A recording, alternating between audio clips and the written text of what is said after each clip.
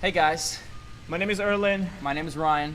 and today we're going to talk about a little bit of the overall marketing strategy and what's marketing and why do we decide or why did we decided to simply do digital media marketing, versus direct mail marketing or other type of marketings out there.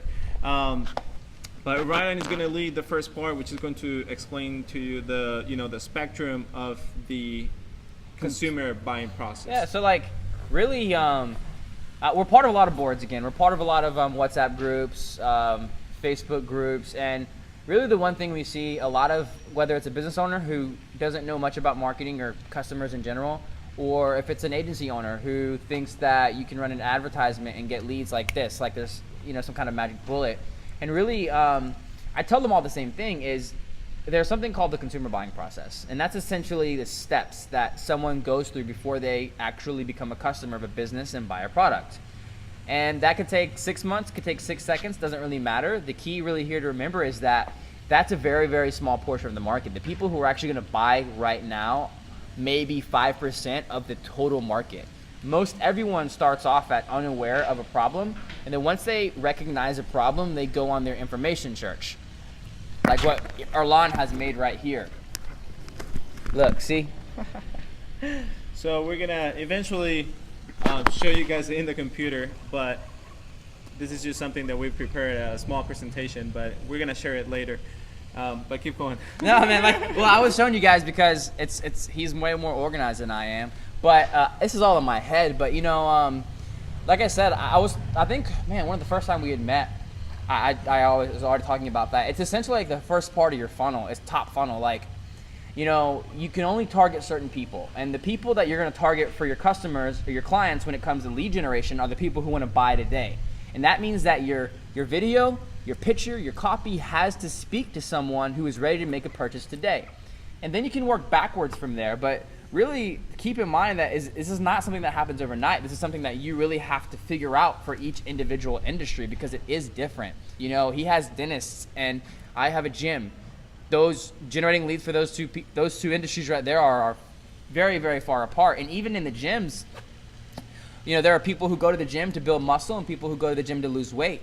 Even that's far apart. You really have to customize your strategy upon where the person is in that entire process. Mm-hmm. I mean, this guy right here knows how to generate hundreds of leads for no money at all, but those people are all ready to buy today, or you have to give them a good enough offer so they're ready to buy. Correct. You want to keep on going as far as what happens afterwards after they're a lead, or obviously someone who is interested in, they recognize a problem, they are starting to search for solutions. What happens next? Well, something called the upside formula. Yeah, I mean, okay, so they're looking for a solution. They find a solution. Whether or not that's your solution, your business, your product, is completely dependent upon your marketing. If you market correctly, when they go to look for a solution to their problem, be it Google, be it Facebook, what have you, it should be you popping up. It should be you that they're thinking of top of mind. And that's really like where branding comes into play. A lot of people downplay branding like, okay, it's not important. But really, what branding does is it allows you to get in front of people who aren't necessarily ready to become customers today or not even in that market yet. Mm-hmm. But when they get into that particular market and they're like, okay, I have this problem, come to mind. Who is it that comes to mind? If I see ads everywhere for a lawn care specialist and my grass is long and I have to leave the country, I'm gonna see, if I see that guy's stuff, I see an ad, I want to click him and have him cut my grass. Or it's just an example, but yeah. Still the point is really, yeah, I mean, prospect, lead, customer, advocate. I'm not really organized with this stuff, man. Well, just going off a little bit of what he was saying, so just to give you the full ladder of the consumer buying process, so obviously they recognize a problem, then they search for information. Then what happens next is that they want to evaluate the alternatives. If it's something like a dentist or a gym, in any industry, there's plenty of businesses out there. That's why you want to be in front of it, before they're even ready to buy. Before they're ready to buy. And that's what Facebook provides as far as marketing. That's relationship building, really. Yeah, relationship building and getting in front of your customers, clients, patients, whatever it is, before they search you. And that's the most powerful thing you can do is yeah, you can run a lead generation campaign for a dentist, but it's much more powerful for someone to be like, oh, I need to go to the dentist. I've been thinking about going to a dentist. I know who to go to. Yeah, exactly. Rather than going to search for the information. The beauty of Facebook is it allows you to build that relationship before the person even needs the service or the product. So what happens afterwards is a little bit, once they evaluate the alternatives, or as Ryan was saying, if you cut off that part and you're straight that person to go to, then they just make a purchase decision, which is, okay, I'm ready to buy, I'm going to buy, and then they purchase the product, and then you have the post-purchase part, which is where you also want to stay on top as a marketer. What we call I call it customer experience. I don't know what you call it, but essentially, once they buy the product, they're a customer, which means that you need to be following up with them. You need to be figuring out how they feel about the product. If they don't like it, whatever the case may be, you need to make sure that you follow through with them. Why? Because if someone becomes a very big fan of your product and they leave reviews, that essentially is them becoming an advocate. And advocates are really important because in my experience, if one person is super, super excited about a product or service that they have from a business and they tell their 5 closest people in their lives, you may have just gotten 5 more customers off of one customer. Which is going into the lifetime value of each individual that you or us as a marketer get for our clients. So for example, I really like to go in depth as far as what each customer, what is the lifetime value of each client that we can provide to businesses, just because that's the most important part. Like, we could be working for a month, and if we get 10 leads, from those 10 leads 4 convert, those 4 people that convert, they're gonna stay with the business for another 5-10 years if they like the service, obviously. Okay, so let's say that a dentist, or my experience, a gym, right? Someone goes and pays $100 down and $40 for a gym membership, okay? That's for 1 month. So for that 1 month, they're worth $40 and $100, so $140. But every single month, they pay $40. This is a continuity product, it's a little bit different. But because that person is paying $40 per month, at the end of the year, from an annual lifetime value perspective, that person is worth $600 to whatever business it is. If it's a chiropractor, if it's a dentist, people normally go back for repeat services if they like the product enough. So if you go to a dentist or a chiropractor and they take really, really good care of you, you may go back again and again and again. And that can take place over the course of years, 5 years, 1 year, 6 years, whatever the case may be. But the point is that a customer is not a one-time transaction.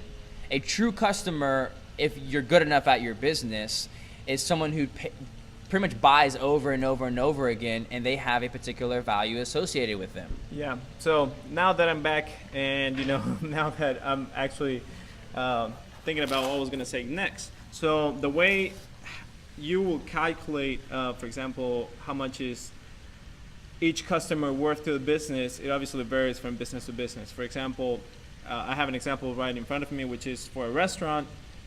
I can also do one for a dentist, and then you can do it on your own for other industries as well.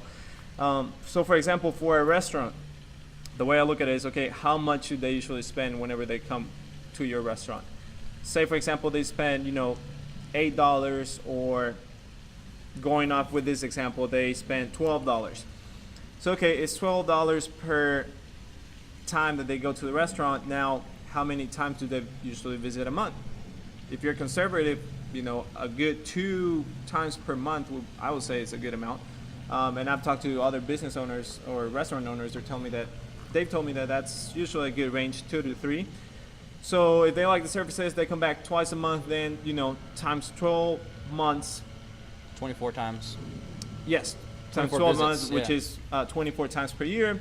So if you multiply those 24, 24 times that they come per month, times the actual amount that they spend at the restaurant, which is in this case $12, each person is valued at $288 per year. So what he's saying is, if you generate one customer for a restaurant, that person, if the restaurant's good enough and the customer experience is good enough, and that person comes back on average 2 times a month for an entire year, that person will be worth $288. Okay, Yeah. that's one person. That's one person. Then you, obviously, for example, in the restaurant industry, you generally don't go by yourself to a restaurant. You're usually with, I do. well, me too now sometimes that I'm driving around, but you're generally with at least 3 people, either their coworkers, their friends, whatever it is. You're normally at least with 3 people. So I was talking to a restaurant owner, and he tells me that, well, in average, it could be a 2.3 people with one person. So going back to the $288, if we multiply that times 2.3, it equals 662. And then, so that's $662 per year per customer that they get. Now, in the restaurant, you start taking a look at, okay, how long do they usually stay with you? Is it 2 years? Is it 5 years? Is it 10 years? I had one tell me, well, my lifetime or the amount of years that they stay with me is 8 years. I've heard 5 years, which is usually what I take as an average for most of my industries. And so if we go back to the 662 per customer that you get, if you multiply that times 5 years, which they will stay with you, that means that goes from $662 to $3,310, just in this example. So that's the way we look at it as a marketer. We don't look at how much are they going to spend per transaction. We look at it as how much are they going to stay with you, which is what we want for businesses, because we want to make them grow, and obviously if they grow, we grow, and everybody's happy. And you might be wondering why all of these numbers even matter. There's a couple reasons. One of the big reasons that knowing what one customer is worth to a business, it'll allow you to really get an understanding of how much you can spend for advertising as far as acquiring new customers for your clients. If you know that it's going to cost, if one customer is worth $288 to a restaurant, they'll probably pay $20 to get that person to come in, one time, and reward them with the experience. And that's really where your power is at. If you can afford to pay $20 a customer, that means that if you want 10 customers a month, you got to spend $200 in advertising, right? Now, the number could be more or less depending on your skill as a marketer, but that's a really big reason why knowing these numbers is very important.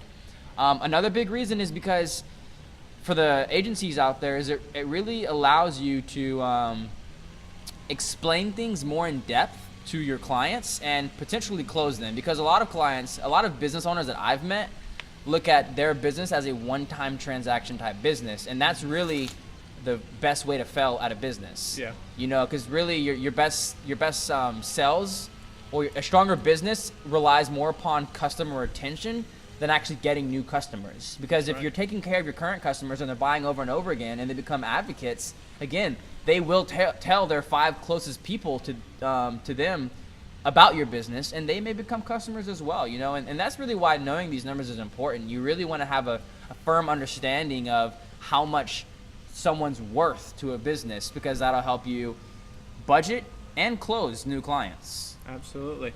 So that's pretty much it. That's pretty much it as far as this video. Because then, the other things that I have here is obviously, as he was saying, well, if you get 10 new customers, 10 new patients, 10 new clients, that's you start multiplying, and that's where the power of marketing comes into place, and that's where digital media marketing comes into place, just because it's so powerful that we can just literally keep track of it. Also, keep track. It's a bigger thing too. You can keep if it's online. Even with Facebook offline events, but still, since it's digital, you can pretty much keep track of all of these numbers. If you sent 100 leads to your customer and they suck at sales, so they only close 20% of them, that means you got them 20 customers this month.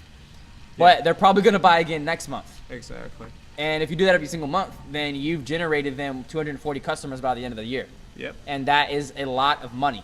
Yeah, way more than they're paying you. Exactly. So that's primarily what we wanted to talk about this video is just figure out the whole spectrum of marketing, why we decided to jump only into the digital media marketing space, just because it's just more more powerful than any other type of marketing. I was actually just to wrap up this video, I was talking to a restaurant business owner. He owns 9 different restaurants, and he was telling me that last year they spent $30,000 on TV ads. Whew. I asked him like, what was your return? He was like, I don't even want to talk about that. Yep, 0, because there's no way to track that. And I've heard that radio could be good. I haven't. Really depends on your market. You know, I don't like to. Experience. I don't. I mean, or yeah, I don't really like to. Billboards suck. I'll say that much. But like, you know, there are old people who watch TV. They may be customers that you could worth it, but even then, it's hard to track that. Exactly. Radio advertisements, you can track them a bit easier because if you do, there's like services like PhoneWagon that you can actually register 5 phone numbers to or whatever, and you put a phone number on there. Every single time a person calls that number, you can track it. But really, forgot you were going with this, but yeah, Just talking about how digital marketing. digital marketing is the best, and you know, there's no other platform that allows you to quantify, rather than just saying, well, you know, my restaurant was busy 1 month, and then what happens? Yeah, or yeah. my dentistry was busy 1 month or a week, whatever it was. But anyways, I hope you enjoyed this video. Hit the bell down below just to subscribe and get more videos like this. We might be shooting today, maybe 2 more videos Yeah. or so, and after that we will wrap it up and probably, you know, do another series probably next week or so. So Yeah. stay tuned if you like, or if Maybe you have, with more organization too. yeah, absolutely, you never know. If you like this video, as I mentioned, please hit the bell, and also comment like what type of questions you might have, or if you know you had questions about the consumer buying process, or how to explain that to your clients, or Yeah, ask questions. Really ask questions. That'll help us get a real understanding of what we need to make. exactly what we need to make and what we can talk for other videos. And I mean, this video was also about the you know, the lifetime value of each customer. So if you have questions about that, please go ahead and type them in the comment section so we can be on top of it. So it's obviously 2 guys, and it's going to be easier to reply.